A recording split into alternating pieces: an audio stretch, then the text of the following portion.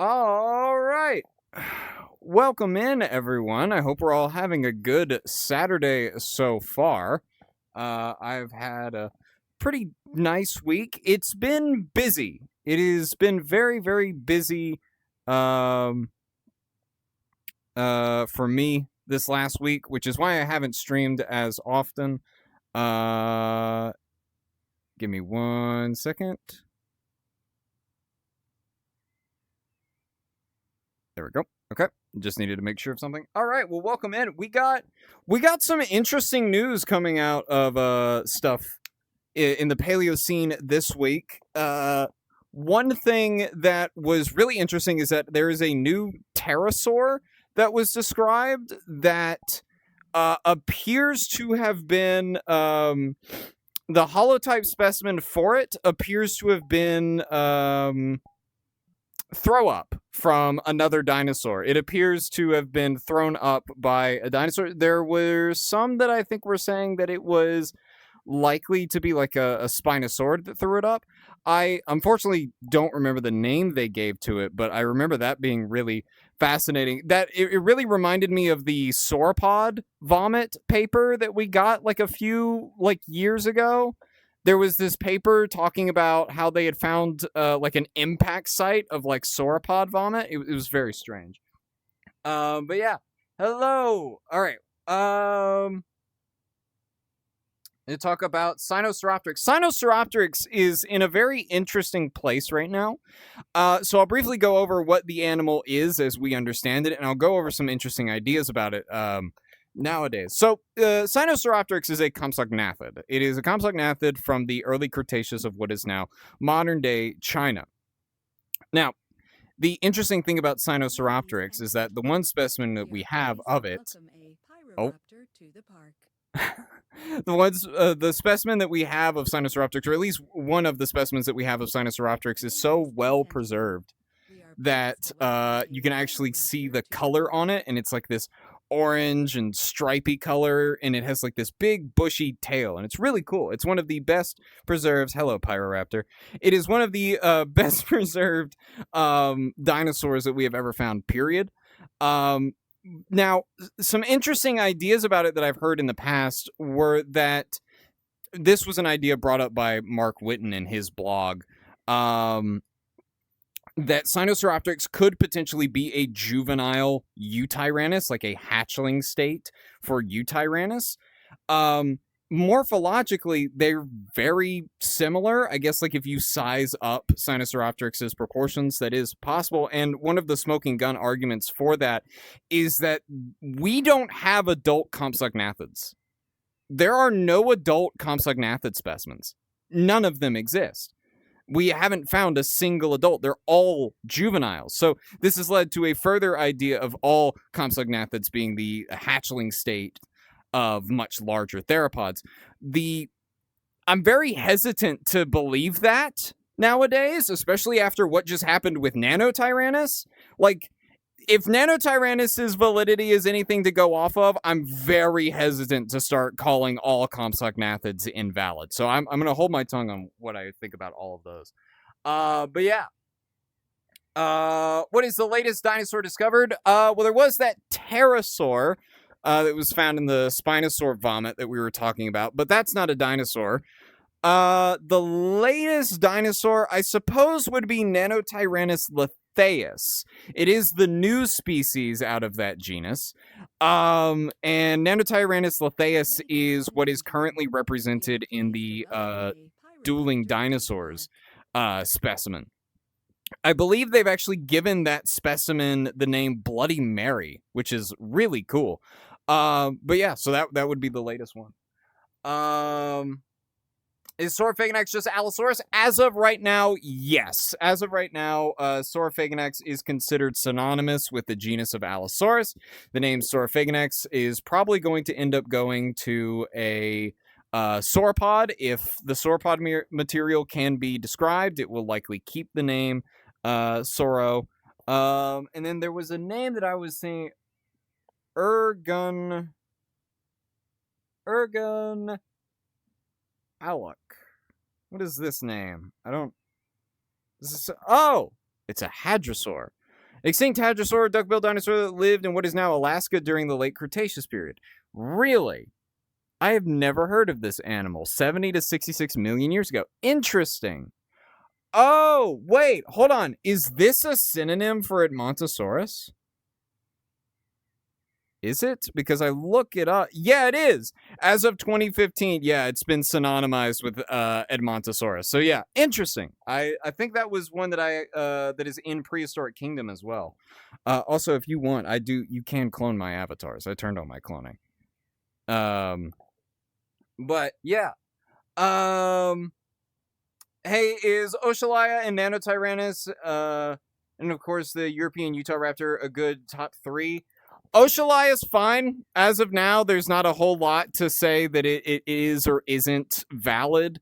The issue with it is just that there's not a lot of material, and, it's really hard to reconstruct things that you don't have a lot of material on. So it's really hard to be confident on it. Nanotyrannus is valid. European Utahraptor, however, I will discredit, and I gotta eat you now. You erased the board. I gotta eat you now.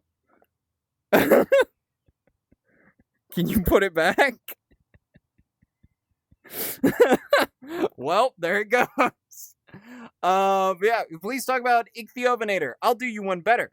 I have an Ichthyovenator. Where is it, actually? But Ichthy is a very interesting Spinosaurid from what is modern-day Laos. It is one of the smallest Spinosaurids that we have on record. And it also has this very strange bump in the sail.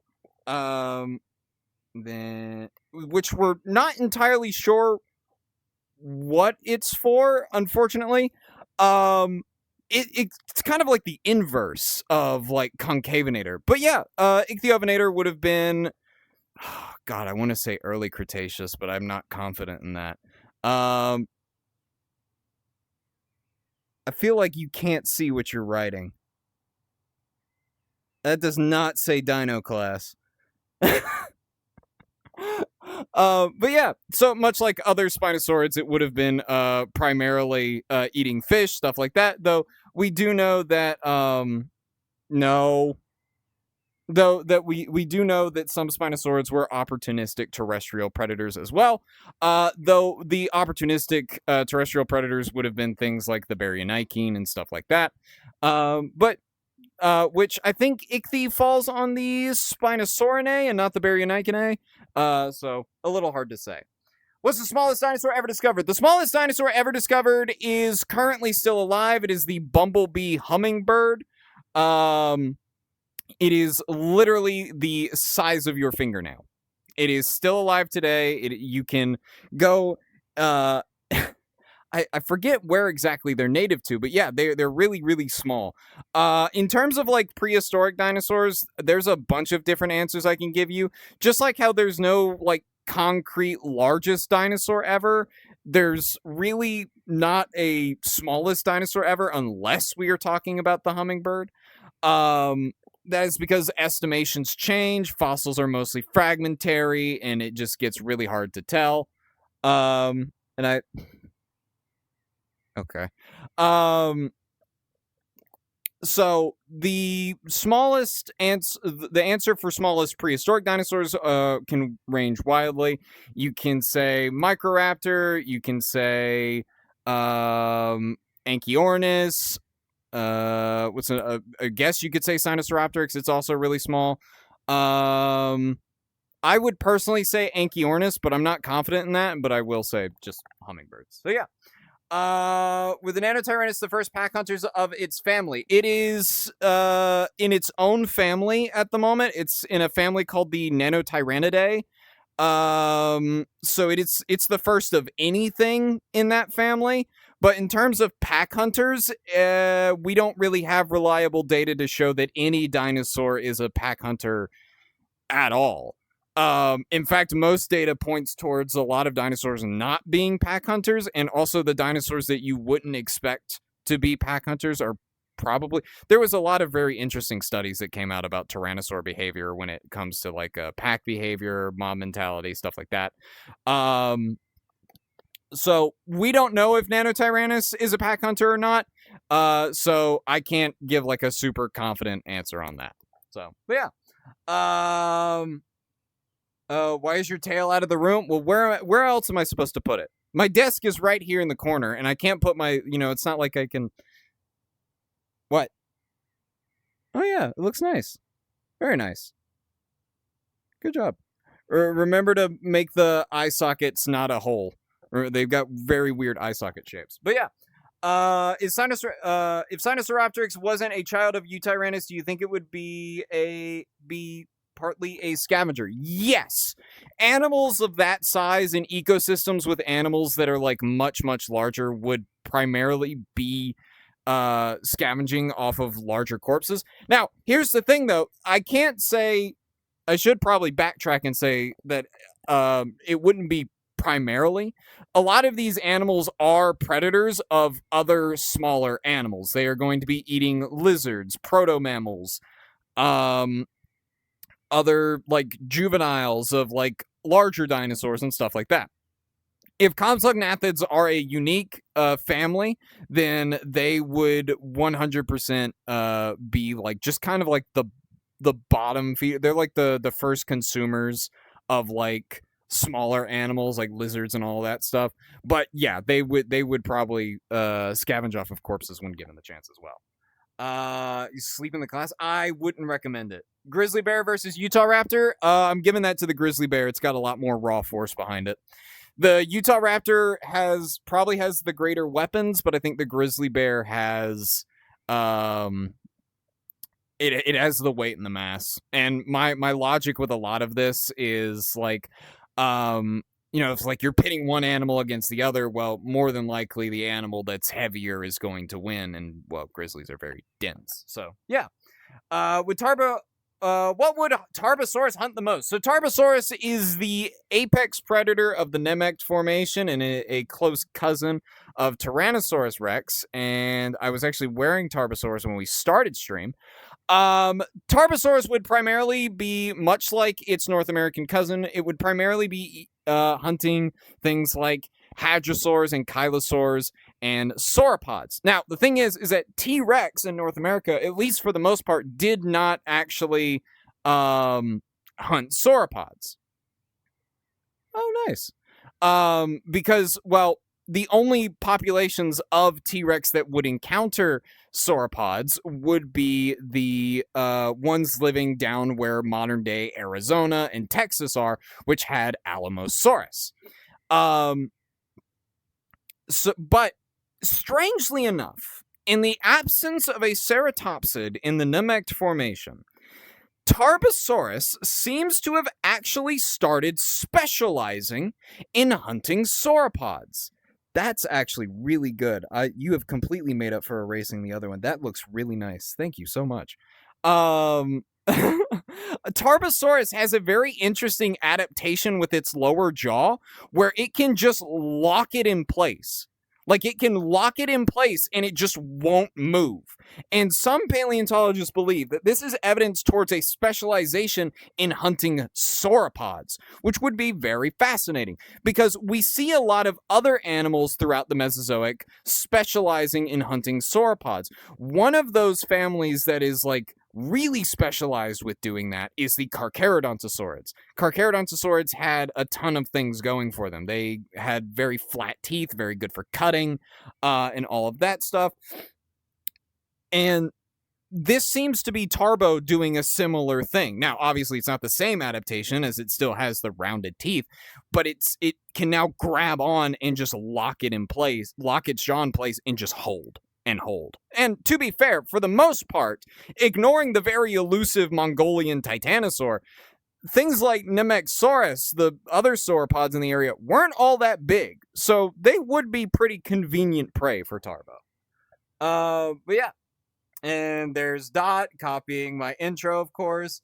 Dino Nuggies, no matter if you are eating dinosaur-shaped chicken nuggets, If you are eating chicken nuggets, you are eating dino nuggets because chickens are dinosaurs. All birds are dinosaurs. It's really is quite interesting because like Thanksgiving's coming up, at least for like us Americans. So it's very strange that we have an entire holiday centered around a dinosaur, the turkey. Very strange to think about, but yeah. Do you believe Allosaurus's hatchet theory? Oh, okay. All right. So this, yeah, yeah. So okay, Allosaurus's hatchet bite theory is probably the funniest thing in the world to me. And so the theory goes that Allosaurus was capable of opening its mouth super wide, which it was. It was able to open its mouth like, here, hold on. How much can my Tarbosaurus open its mouth? Okay, Tarbo can open it like this. Allo could almost get to about 90 degrees. Not quite 90 degrees, but almost got to a like 90-degree angle when opening its mouth. So for a time, some people were like, why does it need the ability to do that? So then came about the Allosaurus hatchet bite theory, which basically suggested it would open its mouth super wide and it would slam the top part of its jaw onto the animal, kind of like a big hatchet, right? So this was a somewhat accepted theory for long enough that it ended up in a handful of dinosaur documentaries. But then they did an analysis of the amount of stress and force that would put on the skull, and they found out if an Allosaurus did that, it would break its face. Like, if it did that onto, like, a Camptosaurus, like you see it doing in Planet Dinosaur, it would literally shatter the front part of its face. So, no. Allosaurus hatchet bite theory is not viable. But yeah. Do T-Rex's ancestors go in clans or not? There are some interesting ideas about Tyrannosaur behavior when it comes to how they grow. Unfortunately, with the new paper on Nanotyrannus, the ideas that we have assumed for T-Rex and its relatives are largely kind of uprooted. So it's kind of hard to say confidently, but to a point, there are certain theories that state that, like, when the juveniles get kicked out of the nest eventually, they form dispersal groups of siblings, and they'll hang out with each other until they start hitting their adulthood. I wouldn't exactly call them clans. I suppose you could give them that name. I don't know if they're... I think I read somewhere that a group of tyrannosaurs is called a nightmare, which... that just seems way too fitting, so I guess we can go with that. But yeah, Bambiraptor. I don't know too much about Bambiraptor, to be fair. I know that it, what was it? It's a pretty small guy, isn't it? Bambiraptor. Yeah, let me take a look at this guy. Yeah, pretty small guy. I want to say, so it's obviously a dromaeosaurid, but I want to say it might be closer to Velociraptor. Oh, it is in the subfamily of the Sornitholestes, or Lestinae. Interesting. Very interesting. And these guys were... 72 million years ago of what is now Montana. It was described by scientists at the University of Kansas, Yale University, and the University of New Orleans. That is wild. The holotype is thought to be a juvenile. Very interesting. So they probably get bigger than the holotype specimen suggests it can. Very interesting. If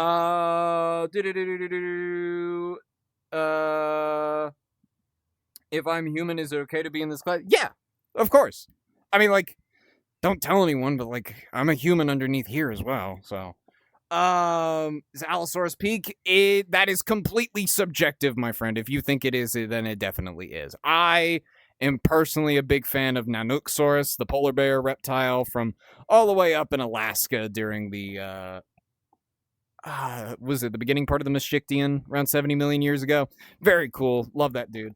Yeah, talk about Pyroraptor. Well, I mean, I've got one right here. I love I was just going to mention the interpretation of Pyroraptor from Jurassic World Dominion simply because my friend here is dressed as one.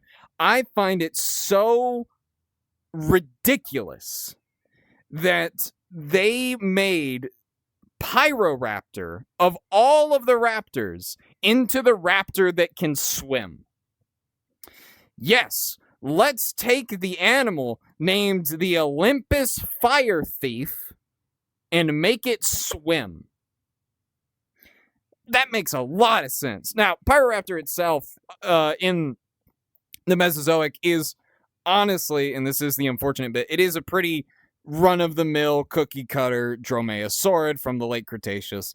I want to say it's Europe, actually. Is it not? I think someone... Let me double-check myself. I want to make sure I'm getting this right. Late Cretaceous period, France and Spain. Right, got it. So the interesting thing about Pyro is that it may or may not be synonymous with another dromaeosaurid. I think there is another dromaeosaurid found around the location that Pyroraptor is also found that was described separately. And the issue with it is that dromaeosaurid that I cannot remember the name of and Pyroraptor do not have overlapping material, which means there is no material that belongs to one that is also represented in the other. So like one of them has a femur, but the other one doesn't. And like this one over here has a skull, but this one doesn't. So there's no overlap, which could suggest that those two are the same animal. So who knows? But Pyroraptor, really cool dinosaur, I will say. I think, what was it? I think it actually ended up getting the name because it was found after a forest fire, funnily enough. But yeah. How do I feel about the Jurassic movie that came out this year, Jurassic World Rebirth? It got a solid 5. This one here did not like it. Yeah, you're not really a fan of any of the new movies, are you? Yeah, I figured. But no, it's a 5 because like the thing is that for a first watch, it's entertaining. If you start thinking about it too much, it kind of loses that. But no, it's a solid 5. I really hope they do better with the Jurassic franchise.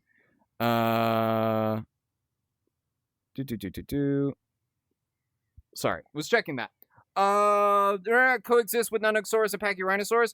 Well, as we mentioned before, don't know how to pronounce that, is no longer valid. It is a synonym for Edmontosaurus. So yes, it did live alongside Pachyrhinosaurus and Nanosaurus up in the Prince Creek Formation. So yeah. Know nothing about dinosaurs, but this is sick. Oh man, welcome in. Dinosaurs are like objectively the coolest thing ever. There was actually something someone wanted me to talk about that was in my server. Someone was asking me about a dinosaur named what was it called? It was called Suskitty Tyrannus or Susky Tyrannus. Sorry, that's what it was. Susky Tyrannus. It is a super interesting little tyrannosauroid, and the name actually translates to the tyrant coyote. And it's very similar in shape to Nanotyrannus. And much like Nanotyrannus, it is a tyrannosauroid, as I mentioned before. And let me tell you, I went down a rabbit hole the last couple of days into these smaller dwarf tyrants. Things like Raptor Rex, Nanotyrannus, Conculu, Asia Tyrannus, now with Susky Tyrannus. These guys are super fascinating. Like, not all of them are true Tyrannosauridae. I believe the only one of them that is a true Tyrannosauridae is Asia Tyrannus. It is a miniature deep-snouted tyrannosaur, but the rest of them exist outside that family in the Tyrannosauroididae. And then there's also the Allioramidae, which kind of reinvented that body stance because they originate from the large-bodied tyrannosaurs, but then got smaller and converged upon, like, the medium-sized, like, coyote niche for the Mesozoic, with Alioramus and then Changosaurus basically being like the equivalent of a dire wolf in that case. But yeah, crazy stuff. Who would win, Tarbosaurus or T-Rex? Whichever one's heavier, which in this case is T-Rex, so I'm giving it to T-Rex. But yeah, was the meteor or the Deacon traps responsible for the extinction of the dinosaurs? It's both. The extinction of the dinosaurs is largely the fault of the asteroid. There was a new paper that came out literally a few weeks ago that talked about how dinosaurs were thriving up until the meteor struck, or the asteroid struck the planet 66 million years ago. The thing is that the asteroid starts it, but it is not what ends it. The impact force itself, if the dinosaurs just had to worry about the impact, it would have been a pop, a few dozen animals and species go extinct within 1,000 miles, and that's it. But the issue is that now you have to deal with the seismic force that sends through the planet. You have to deal with the debris that is now getting shot up into the sky. And of course, what goes up must come down. So you have to deal with the ash cloud. And then the seismic force basically sets off every mildly active volcano on the planet, including the massive volcanic formation in what is now modern day India, known as the Deacon traps or the Deccan traps. And the Deccan traps are like Yellowstone, but like 3 times bigger. So you have massive asteroid on one side of the planet, massive volcanoes on the other side of the planet, and it's just a bad time for everyone involved. But yeah, people used to ride dinosaurs like horses. No, because dinosaurs and humans, unless we are talking about birds, never coexisted. Non-avian dinosaurs like Tyrannosaurs, Ceratopsids, Hadrosaurs, stuff like that, these guys all die out 66 million years ago. And a lot of other dinosaurs, like certain lineages of sauropods, the Allosauroids, a lot of those guys were kind of already gone and extinct by the time the extinction event itself actually happens. That's actually one thing that I have, I take issue with other dinosaur media, because there are certain dinosaur medias, like say Dinotopia, that are based on the hypothetical of like, well, what if the asteroid never struck the planet, right? And then, like, because in Dinotopia, there's a Giga at one point, and funnily enough, Dinotopia's Giganotosaurus is like one of the first times that the Giga is ever depicted in pop culture media ever. I'm not kidding. Go take a look at the Dinotopia Giga. That's like the first Giga that appears in pop culture. But like, the Giga was like long gone. The Giga had been extinct for like 30 million years by the time T-Rex even shows up. So, I mean, I have that same problem with like Dominion's prologue. So, but yeah.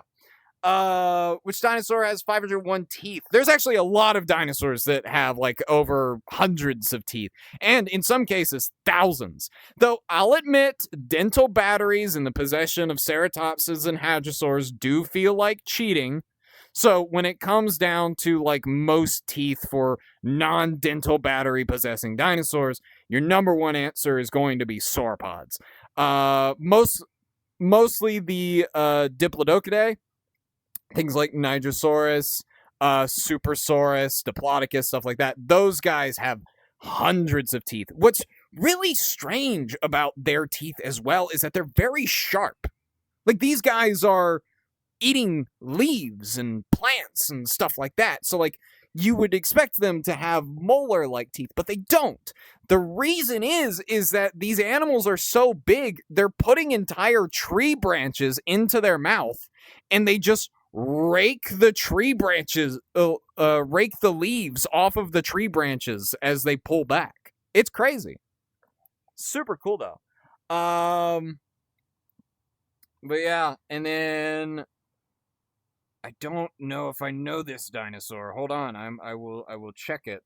Oh yeah, this dude. Oh yeah. Monosaurus, lightly built, bipedal, ground-dwelling carnivore. Is this really? We don't have a lot of information on this guy. Yeah, this is interesting. So this guy, who is named Pythonitskisaurus. I'm 100% pronouncing that incorrectly. This guy, I don't know if I can talk about this guy too much because there's not a whole lot to go off of. It was described in 1979, and its most descriptive clade is its family, which is named after itself. After that, it has no other cladistics aside from being a theropod. Very interesting. The holotype was collected in 1977. More material in 1982, 1983.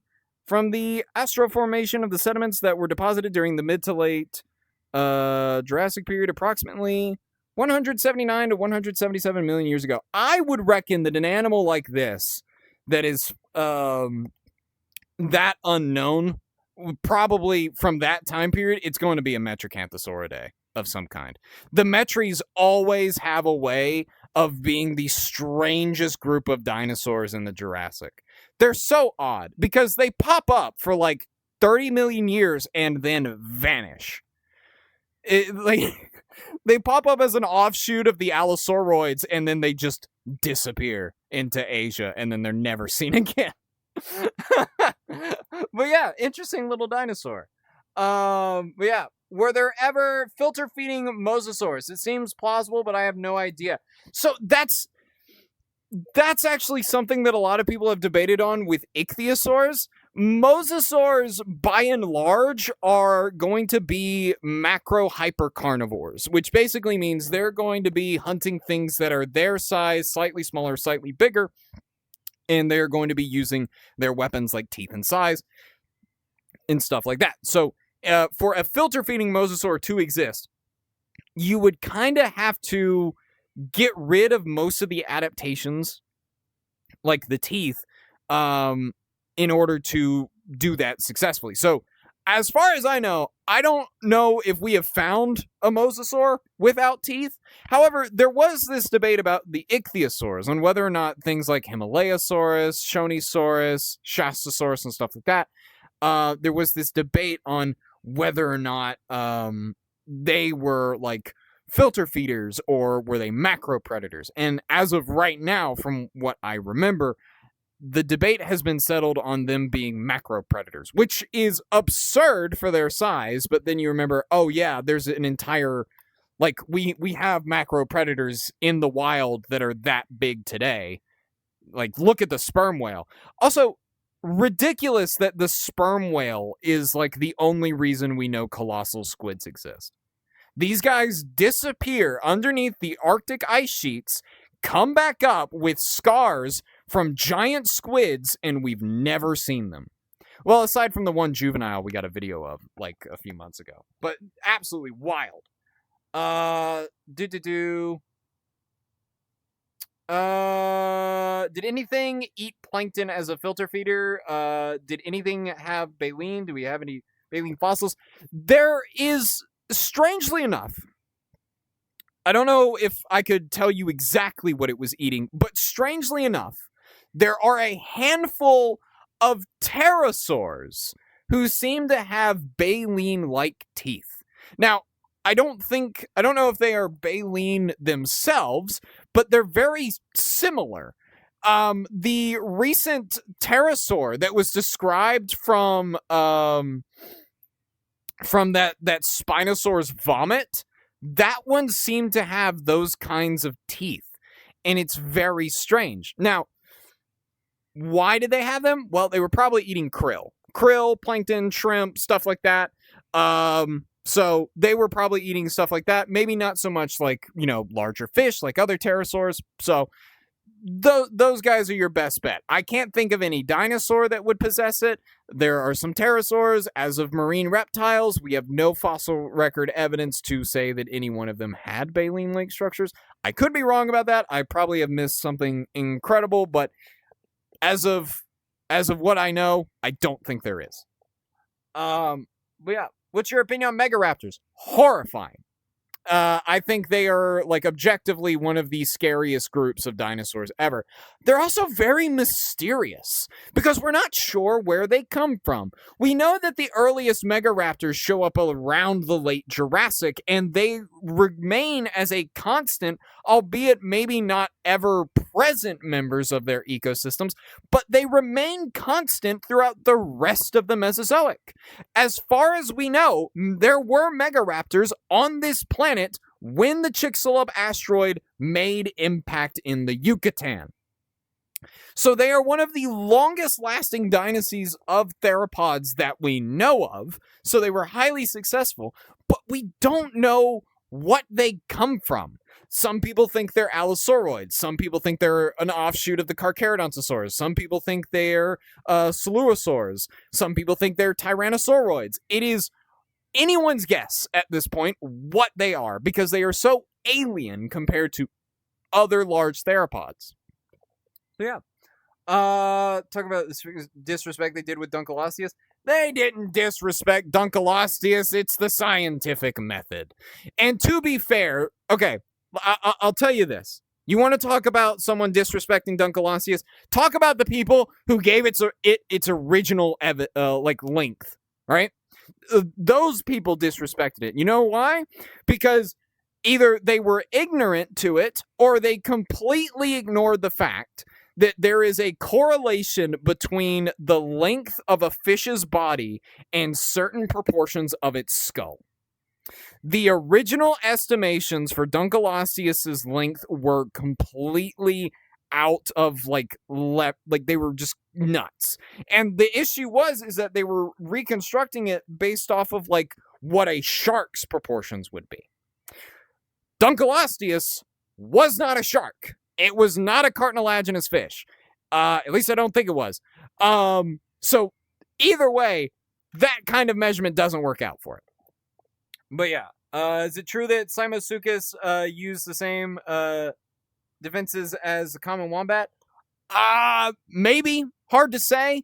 When it comes down to like speculative behavior, it's kind of anyone's ball game.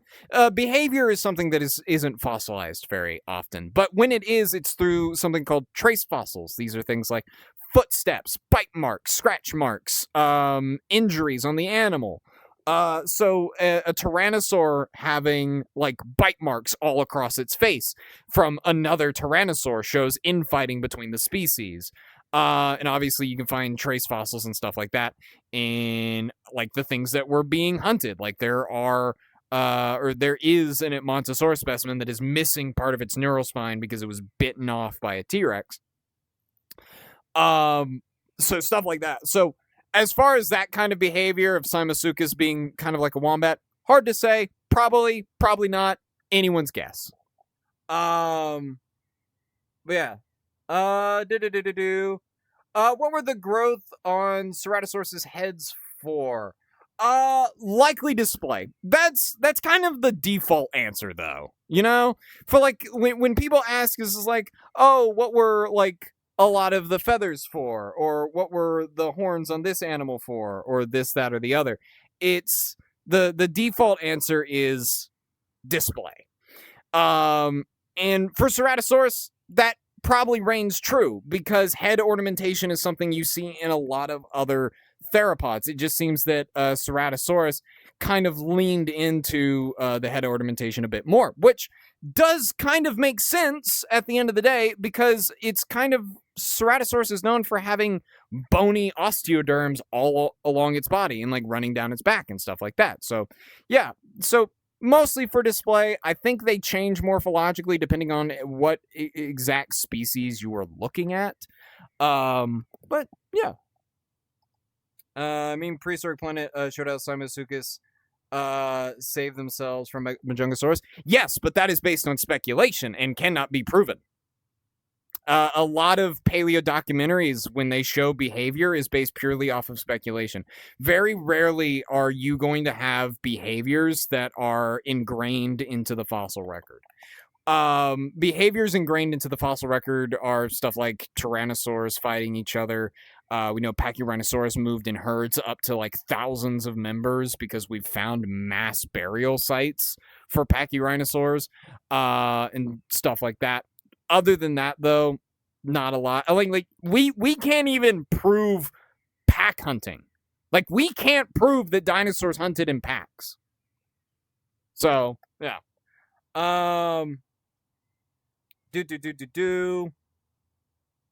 What's my favorite Chinese dinosaur? Ooh. God, there's a lot of really good picks. Well, I'm currently dressed as Tarbosaurus. Tarbosaurus is found in Mongolia and China. I also would throw up Eutyrannus, as I'm a big fan of large feathered dinosaurs, and Eutyrannus is the largest known feathered dinosaur. Oh, gotcha. But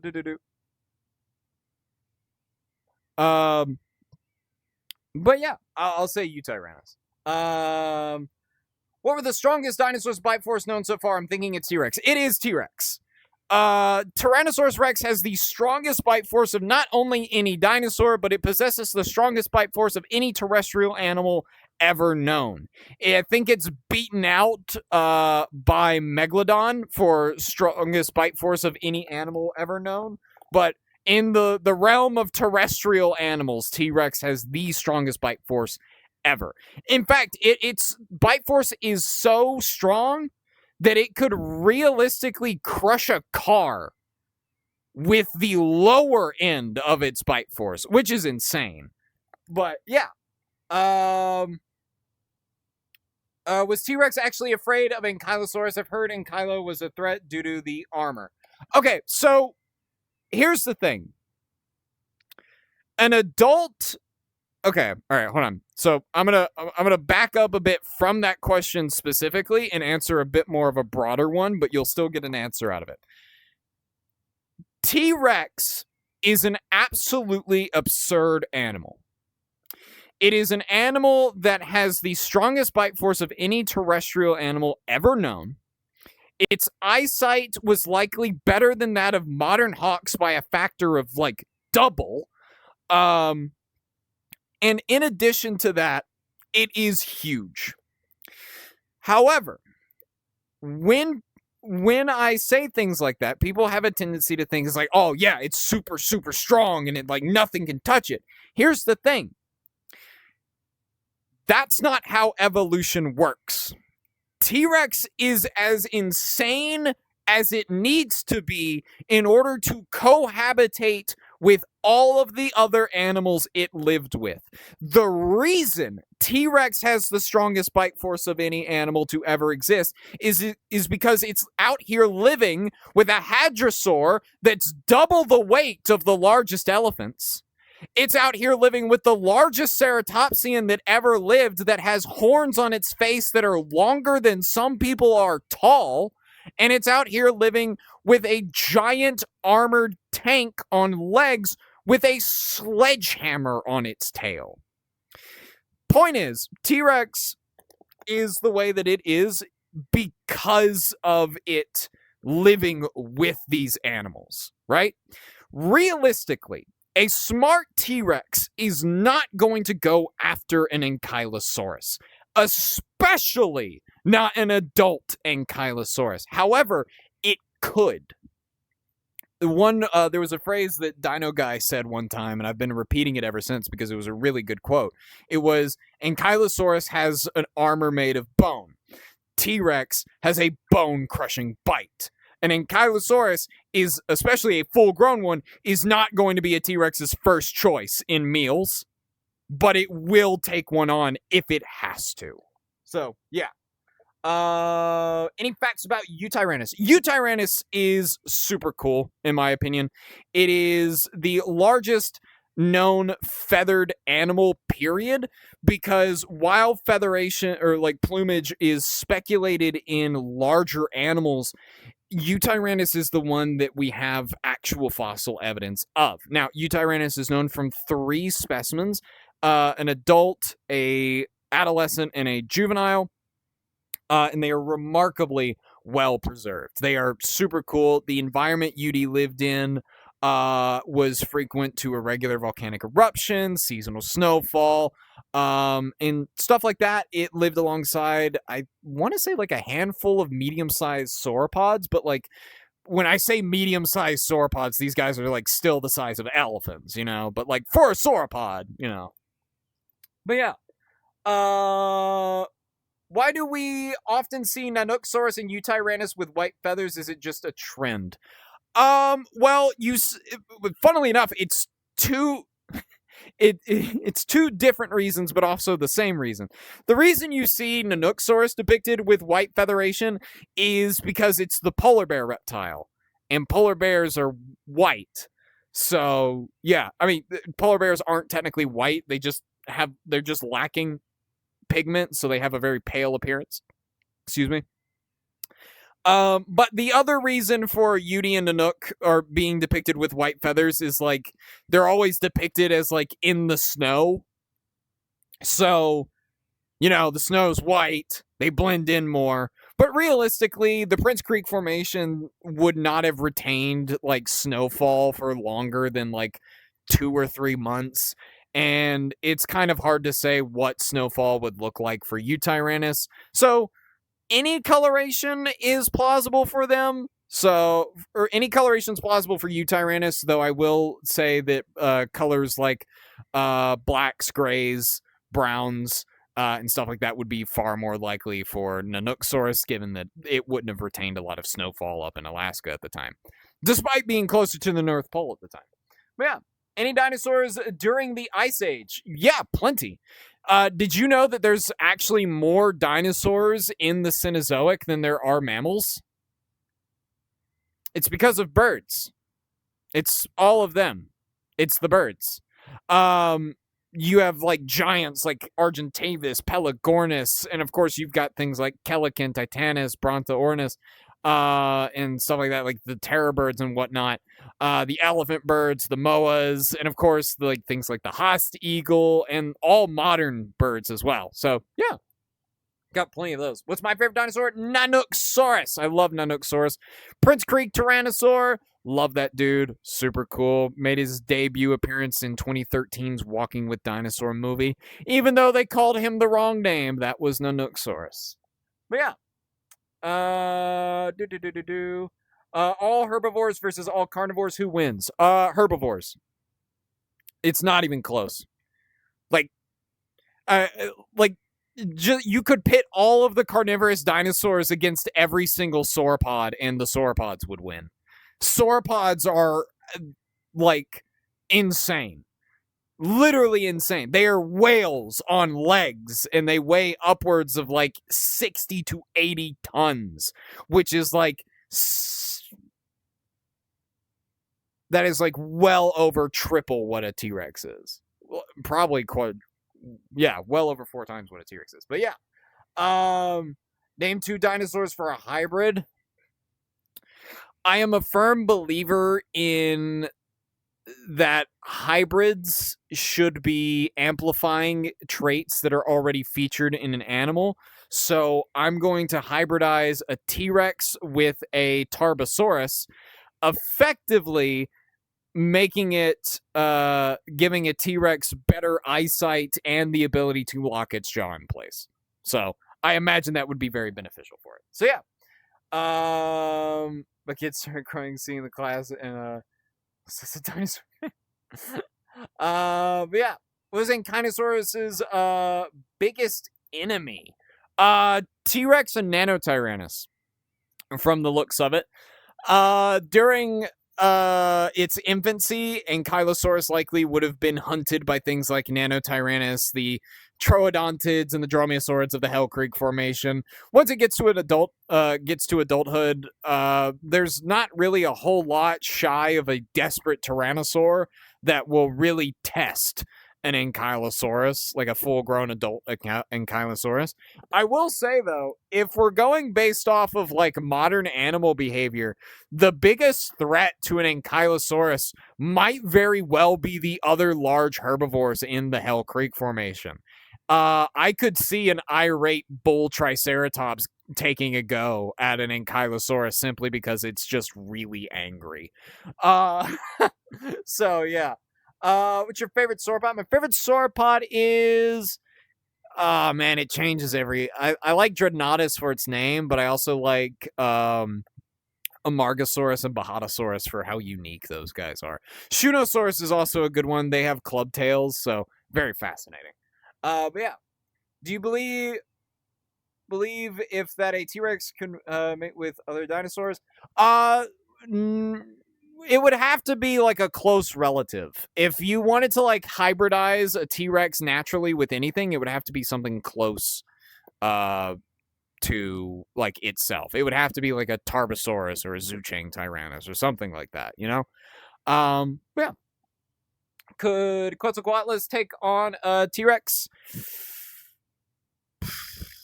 I mean, it could definitely like get one to back down.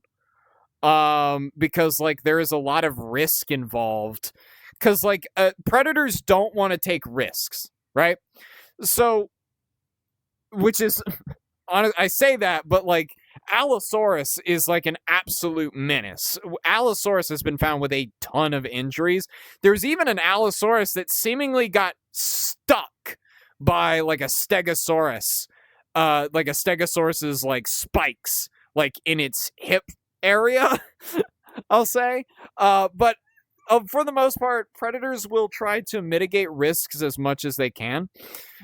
So I will turn to Prehistoric Planet's depiction of that and say that a T-Rex facing off against one Quetzalcoatlus probably isn't going to bother trying to fight it. It will just kind of ignore it. A T-Rex versus two Quetzalcoatluses would probably end up backing off.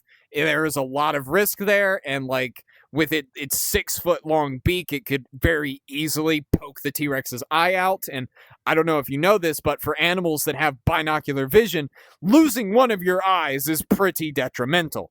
So yeah. Do you like the accurate Dilophosaurus? I do. The accurate Dilophosaurus is a lot nicer than the Jurassic Park one, I'll say. Yeah. Are there any overlooked traits or differences between Utahraptor and Velociraptor? I think the differences between Utahraptor and Velociraptor are staggering. Velociraptor comes in at a solid 1 to 2 feet tall. Utahraptor comes in at anywhere between 5 to 7 feet tall.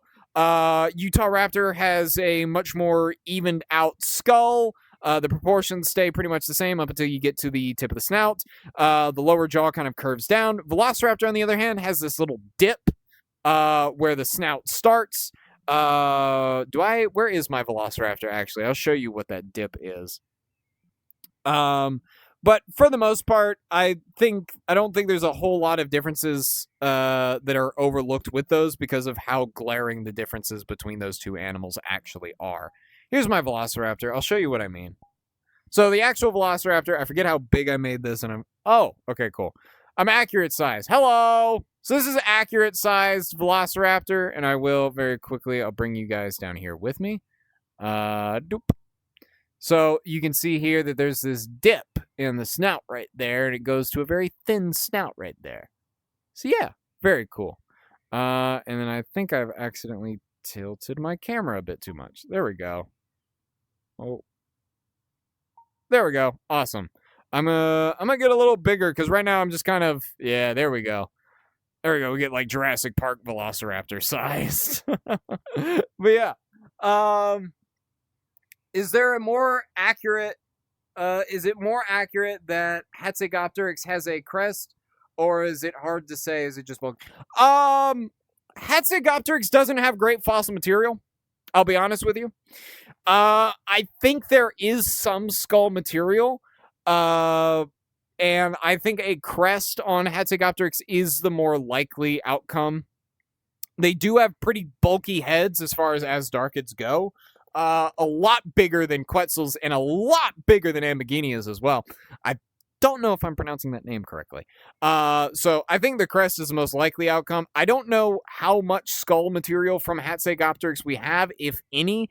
I think we have some, but I might be wrong. Because again, while yes, Hatzegopteryx is a really big animal, you have to sacrifice a lot to be that big and still able to fly. Hatzegopteryx. Okay, and I'm going to ask you guys, all right? So get ready to answer a question.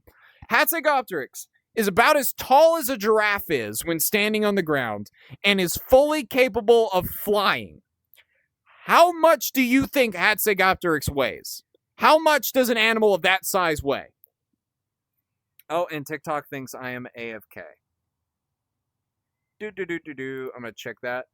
Someone says 67 kilos, 700 kilograms, 2,000 pounds, 67 pounds, 1 to 2 tons, 90 pounds.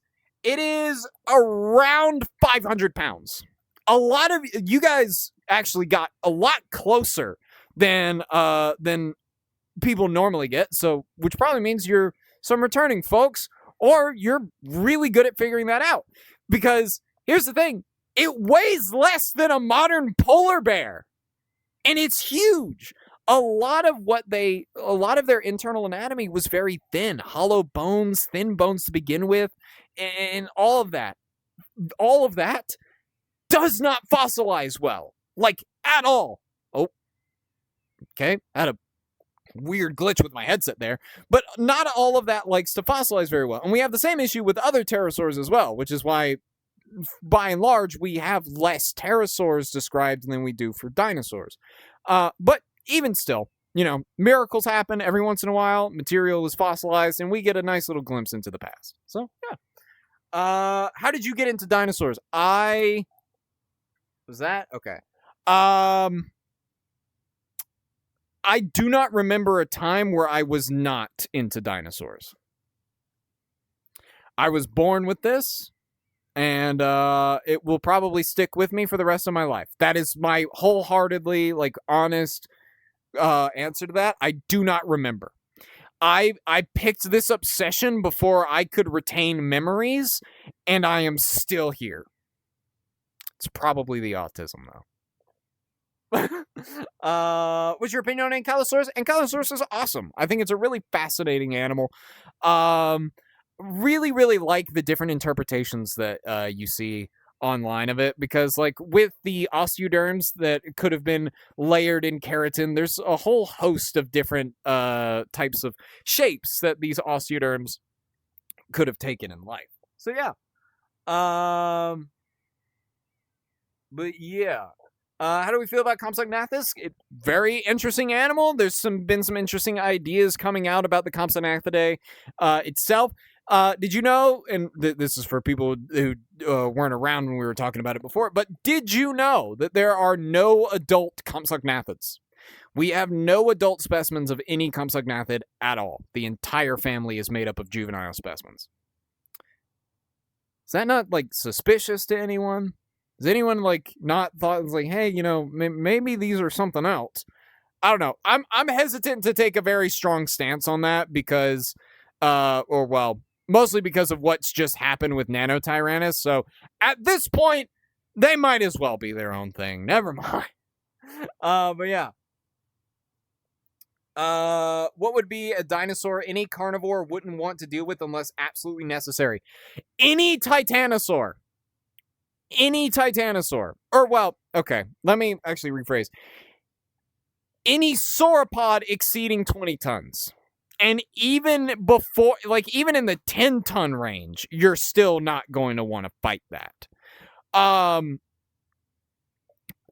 genuinely think people underestimate how deadly these giant sauropods are. Because these, again, are animals that are between 60 to 80 tons. There's the famous depiction of, Mapusaurus and Argentinosaurus, fighting, right? Realistically, Mapusaurus is not picking a fight with a fully grown adult Argentinosaurus. That is near enough signing your own death warrant, right? Not a good idea. You are getting flattened. And I would even say that a Patasaurus or Brontosaurus could take down a T-Rex. And those guys are, while, yes, are really big, aren't really that big in comparison to the giant Titanosaurs from the late Cretaceous. So, the answer simply is the sauropods. Most of the sauropods, at least. So, yeah.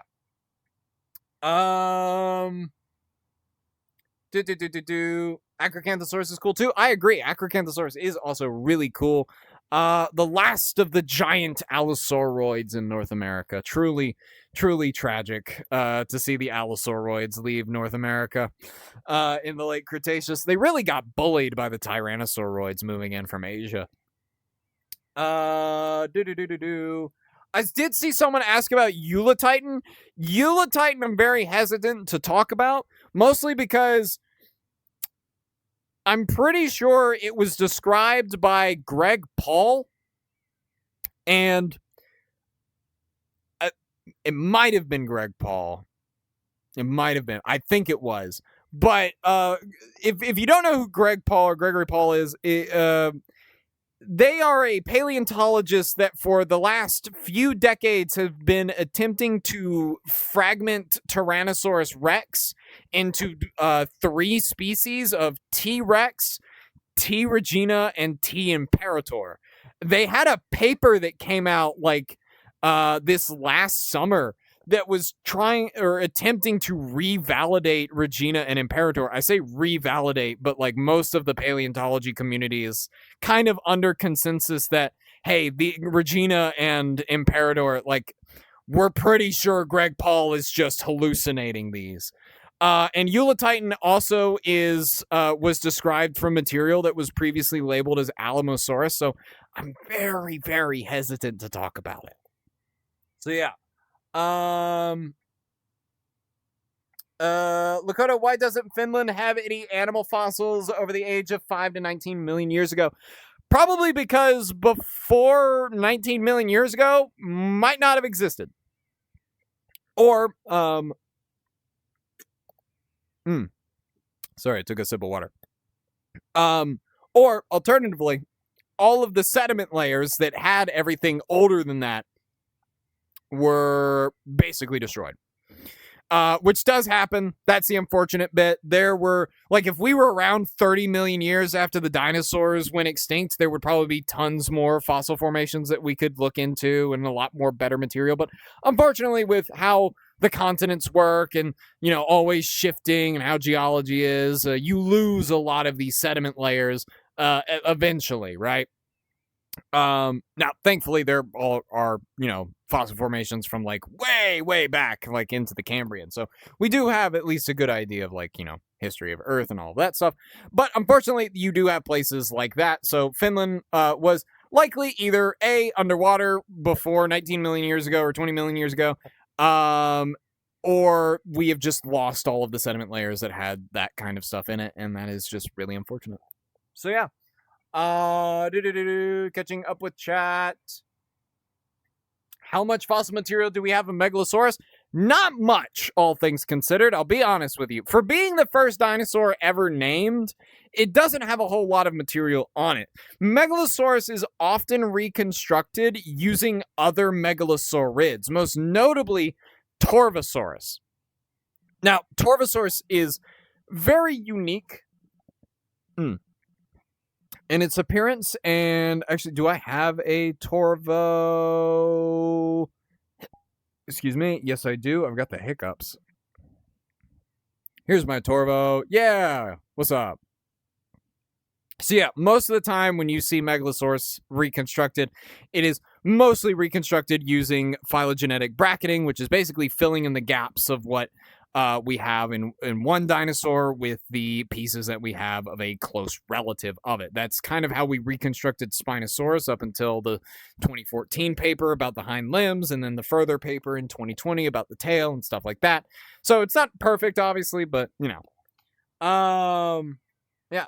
Do we have any evidence of megatheropods hunting in pairs or packs? No, I don't think so.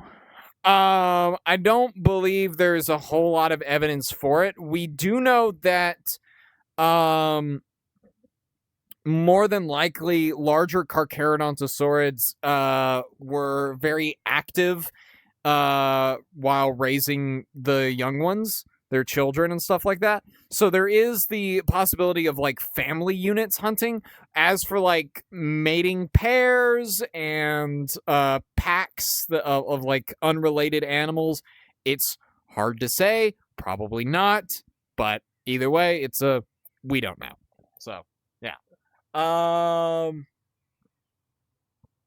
Yeah. Are there statistically more paleontologists or paleobotanists? There are way more paleontologists than there are paleobotanists.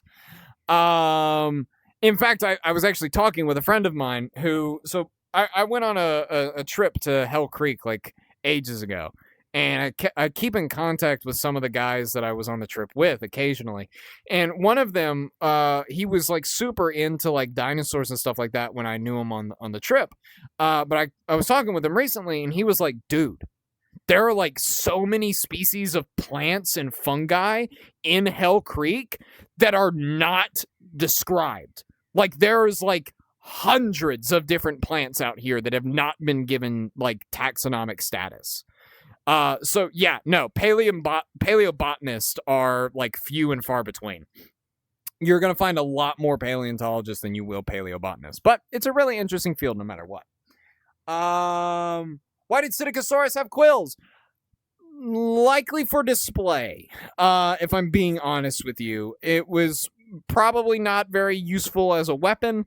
But we do know that, okay, so we have a specimen of Psittacosaurus, and the specimen of Psittacosaurus is so well preserved that it has the preservation of the impression of the cloaca, which is the reproductive organs for dinosaurs.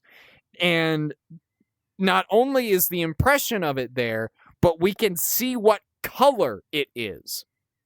Now, the interesting thing about it is that the cloaca is actually a different color compared to the rest of the Psittacosaurus's body, meaning that it was possibly using that for display.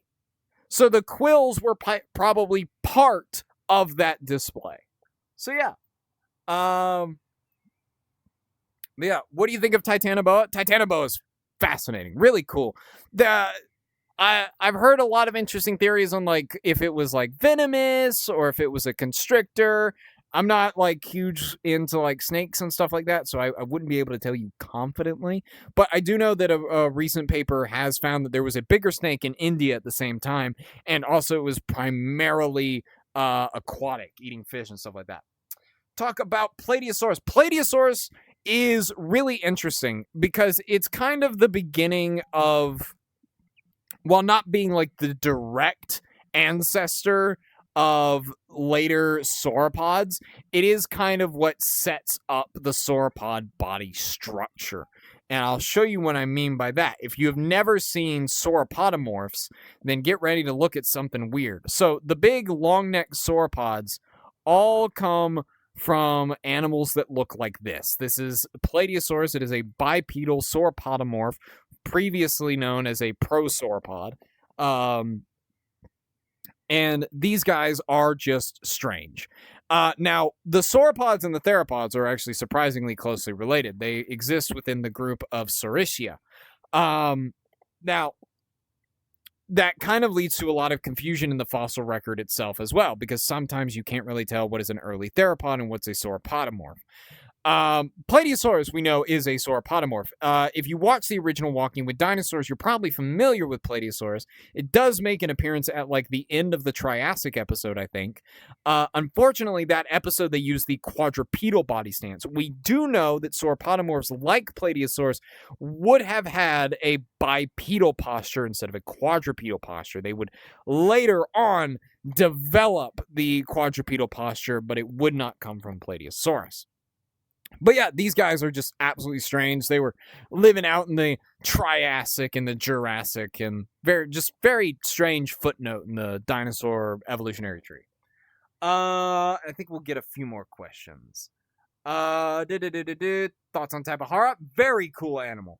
I think Tapahara is really cool. I like the different interpretations people have for its crest. If you've never seen Tapahara, unfortunately I don't have an avatar of it. It's this really beautiful pterosaur, and it's got like a ton of different ways you can interpret its crest, especially when it comes to color. So yeah, one of the coolest pterosaurs, honestly. Very useful in ARC as well. Yeah. thoughts or fun facts on the Coelophysis. Coelophysis is honestly probably one of my favorite dinosaurs from the Triassic. It's kind of what everything used, like all of the theropods that followed Coelophysis used that as their body structure. Like that was the body plan. That was the go-to body structure. Do I have a Coelophysis avatar? I know a Coelophysis avatar exists. The question is, do I have it? I don't think so. But Coelophysis is pretty cool. It's an early theropod from the Triassic. Unfortunately, it doesn't really make it out of the Triassic, nor is it really proven to be a direct ancestor of any particular later theropod. I do not have the Coelophysis avatar. That is unfortunate.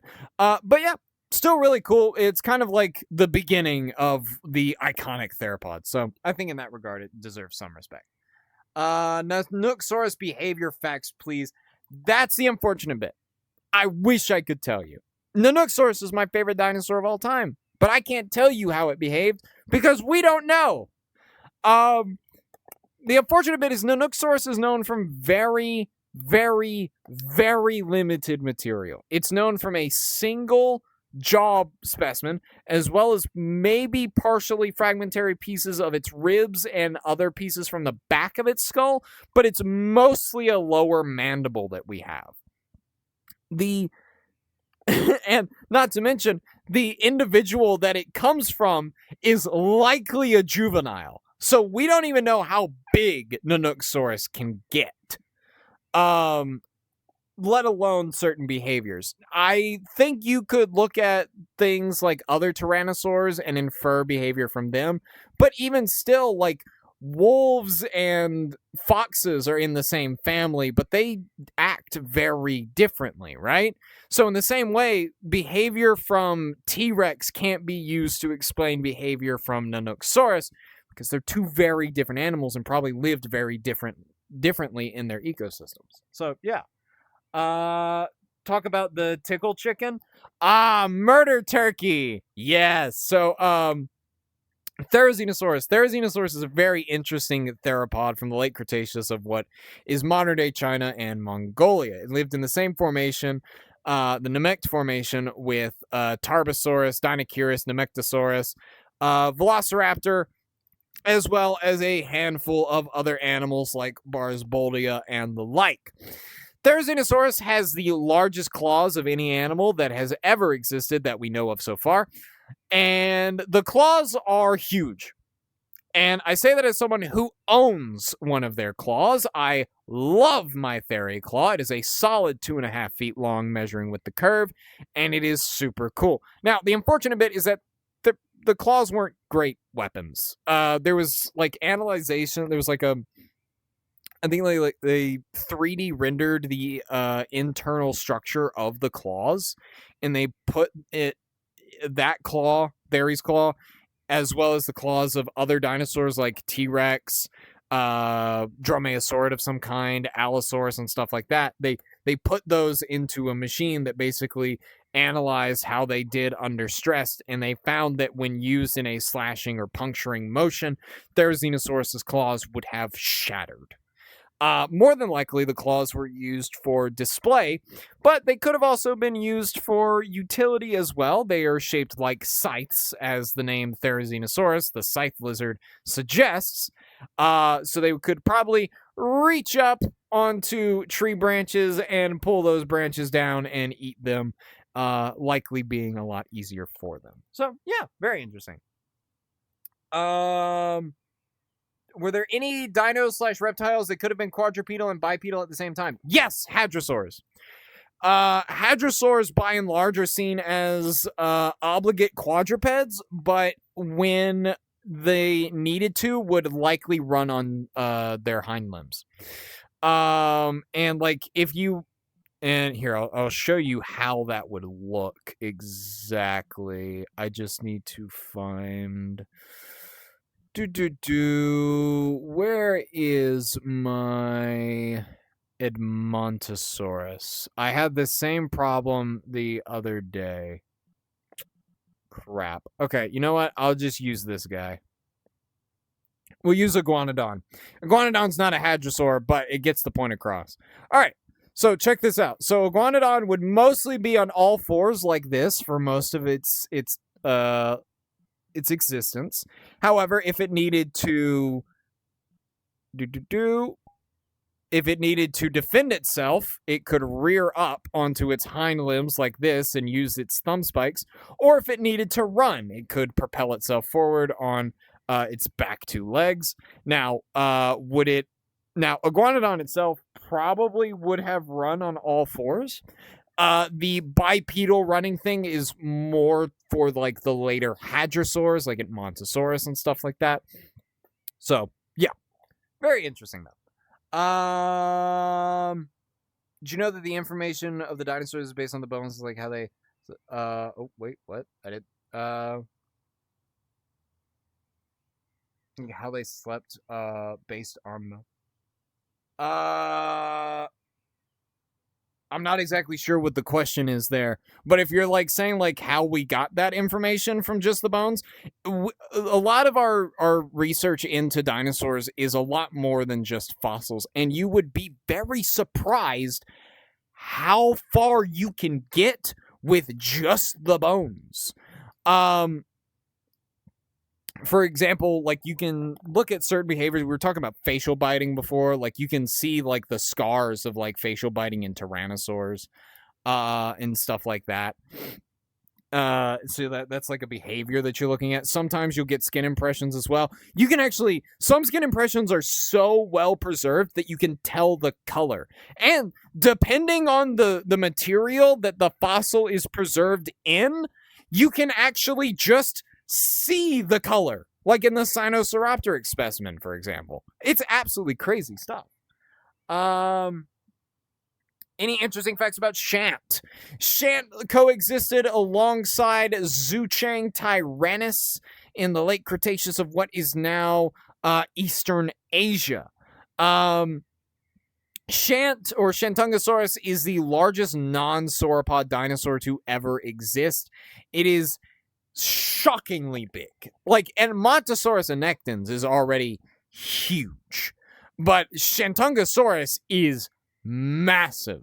And honestly, with the new research coming out about Zhuchang tyrannus and it possibly being bigger than we initially thought it was, kind of adds up. Like I see why Shantungosaurus was as big as it was, because Zhuchang tyrannus was probably just as big as T-Rex, which is just crazy to me. But yeah. How did Argentinosaurus likely defend itself? Size. I'll tell you one thing. When you are 60 to 80 tons of pure muscle, there is not a lot that is going to look at you and go, yeah, that's a good lunch. I'm gonna successfully take that down, even though it is 6 times my size.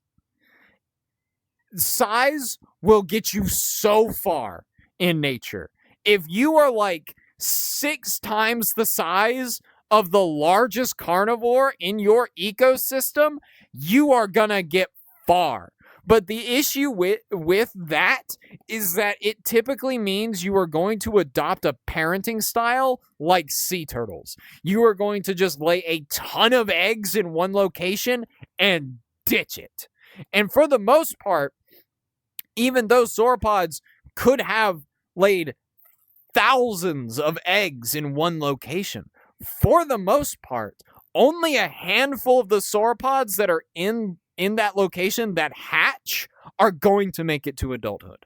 A large majority of them are going to be picked off by predators, or potentially starve, or otherwise, or get picked off when they're like not quite adults and are still small enough to be a decent meal, or small enough to be a safe meal, but large enough to be a decent meal, right? So there's a lot of trade-offs with those. So yeah. What is the biggest dinosaur that we know of so far? That's hard to say. That is really hard to say because a lot of the largest dinosaurs that we know of have fragmentary fossils. And to be fair as well, a lot of the largest dinosaurs are typically reconstructed using each other. Because all of the largest dinosaurs are titanosaurs. They are within that family, that group, and with them being fragmentary, whenever you find new material and it's like not overlapping with other material, that typically changes how we interpret things like proportions and posture and stuff like that. And weight estimations can change drastically based off of like the kind of body plan that a dinosaur like this would have. The leading dinosaurs that are the largest are going to go to things like Paralotitan, Patagotitan, Dreadnoughtus, Argentinosaurus, Brachiosaurus, but that one has a lot less credibility nowadays because, like, well, its fossils don't exist anymore, and we've only got one like photo of its fossils. So, which is really sad because I really wish we had more stuff with that animal, but that is the unfortunate reality of paleontology. Okay.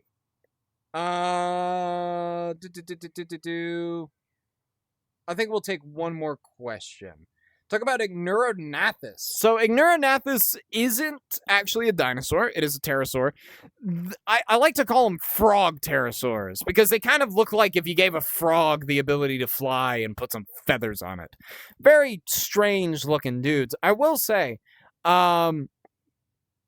I'm glad they got an on-screen appearance in Jurassic World Rebirth. It was interesting to see them, even if the design wasn't my favorite. But Ignurognathus is kind of the closest the pterosaurs got to being bats, in a sense. It's very bat-like, in a sense. It's small, compact. It doesn't have a beak like other pterosaurs. And was possibly an insectivore, so it was eating things like flies, beetles, butterflies, moths, stuff like that. So yeah. It would. Who wins, Rex or Giga? Whoever's heavier is my go-to answer, and the answer to that question of who's heavier is T-Rex. So I'm giving it to T-Rex. Yeah. What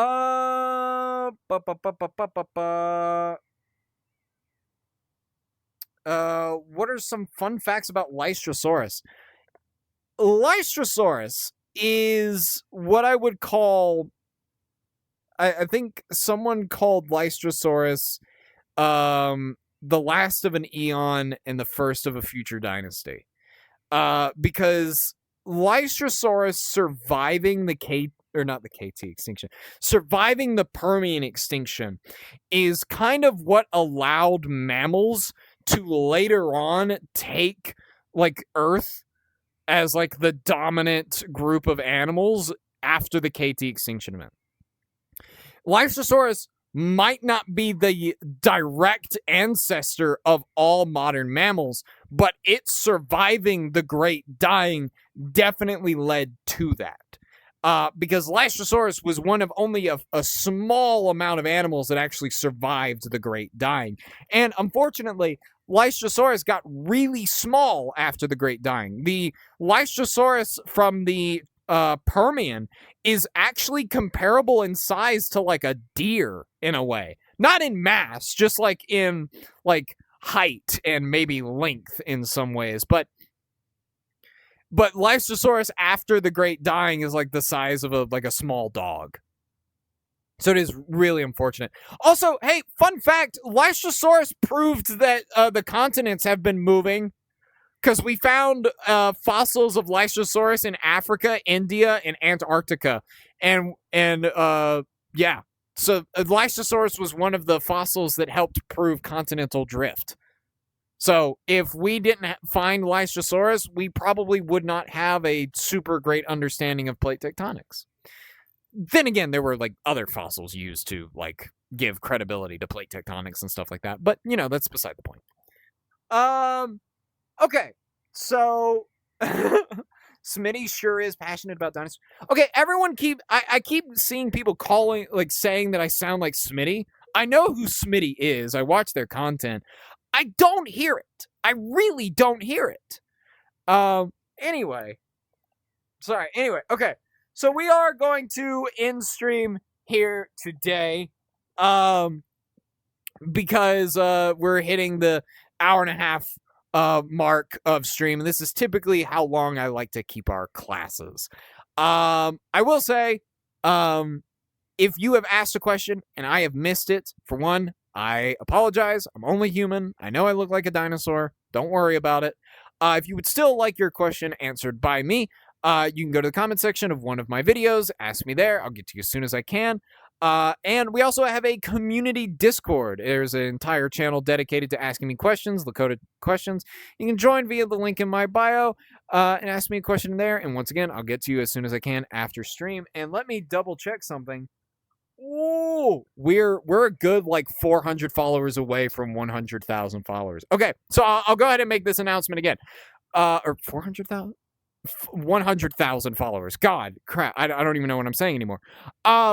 Once we hit 100,000 followers here on TikTok, which will be soon, we are going to be doing a in VR class, which means that you guys will get to join me in this classroom off stream. So it won't be streamed, but it probably will be recorded, and we can hang out. You guys can ask me questions here. So if you would like to be a part of that, you can also join the community Discord server, and we'll begin organizing that once we hit 100,000 followers. Very special thank you to everyone who gifted. You guys are awesome. Thank you so very much. You guys are just amazing. I love y'all. And of course, as always, thank you everyone who liked, commented, shared, followed, and all of that good stuff. These streams are absolutely nothing without you guys. With all that said and done, I hope you guys have a great rest of your Saturday, and I will see you, well, when I see you. I'll catch you around. Have a good one. Bye-bye.